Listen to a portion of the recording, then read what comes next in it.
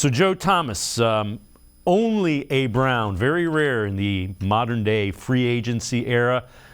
Thomas with a message that he is a Pro Football Hall of Famer to Browns fans.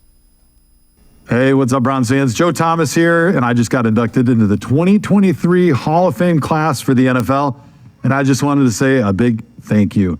Could not have done it without you guys. 11 beautiful years in Cleveland, not always full of a lot of wins, but always a lot of pride in the city, in the team, and you guys were a huge part of that journey. Absolutely could not have done it without you. Thank you. Joe Thomas, 2023 Pro Football Hall of Fame. Let's welcome in G. Bush, 92.3 The Fan, as well as the Ultimate Cleveland Sports Show.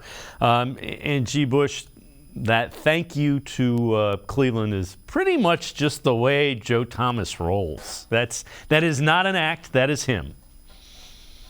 Yeah, man. You know, one of the early interviews that I ever got was being able to talk to Joe Thomas, and you reach out to him, and hey, you're like a local kid. I grew up in Canton, Ohio, Browns fan my whole life, and you expect. I've reached out to a lot of people, and it's always cool because some people you don't get that, you don't even get the reply from. You just be like, listen, good and well I ain't coming on your show. Stop it.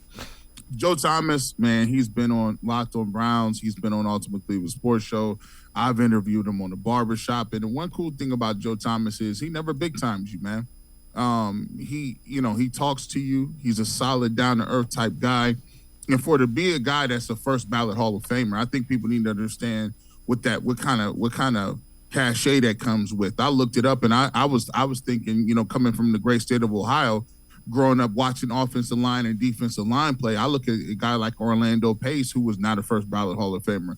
I mean, Joe Thomas is doing it in rarefied air. And not only that, to be able to do it in rarefied air and have an offense at times that was as inept as the Cleveland Browns, all of the quarterbacks he blocked for. I mean, think about it. We had what we would think would be the anchor, the pillar. People back in the day say, you know what, you draft a good left tackle, you get you a anchor up front, and then you get a quarterback and you're off to go.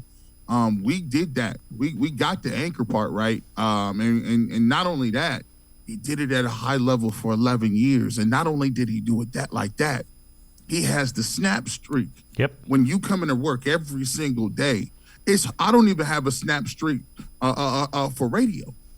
Some days I can't do it. I don't got a snap streak for the internet. They're like, G. Bush, you got a video coming out this week? No, I ain't got it today. It's not in me. To be able to do that at a high level, playing against some of the best pass rushers in the era he came up with, it's great. It's so deserved for a guy like him. And I'm just, I talked to you before.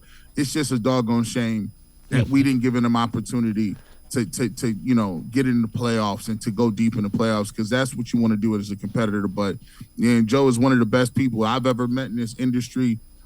He's great at what he does now, being kind of almost a coworker in this peer in this industry. But he's a great guy, man. I couldn't wish the best for him and his family. The other thing, before we move on, that snap streak is even more impressive because some of those teams were playing for pride. So think about that.